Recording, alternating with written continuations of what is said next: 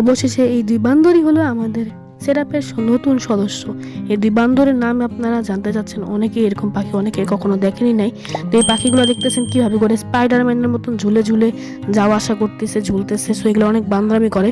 তো এই পাখিগুলো হচ্ছে মূলত পাইনাপেল কনুর নামের পাখি। সো এই পাখিগুলো কিন্তু প্যারট প্রজাতির একটা পাখি হ্যান্ড হইতেছে দেখতেছেন। সো এবার হচ্ছে আমরা কিন্তু এদের একটা সেটআপ তৈরি করব। তো তাই সেই জন্য হচ্ছে খাঁচার ভিতরে লাঠি দিতেছি। সো লাঠিটা কিন্তু ভালোভাবে বসাতে হবে যাতে করে লাঠিটা পড়ে না যায় এবং পাখিগুলো যাতে সরাসরি সুন্দর করে এখানে পার্চ করতে পারে। তো এখানে মোটামুটি আমার হিসাব মতন কিন্তু আমরা সেটআপটা করে নিতেছি। সো এবার আমরা হচ্ছে খাবারের বাটি দিয়ে দিব। দেখতেছেন এবার কিন্তু আমাদের সেটআপটা কমপ্লিট হয়ে গেছে। আর আমরা কিন্তু হচ্ছে এটা ব্রিডিংয়ের জন্য একটা সেটআপ দিতেছি। অনেকে জিজ্ঞেস করবেন খাঁচার সাইজ হচ্ছে 18-24।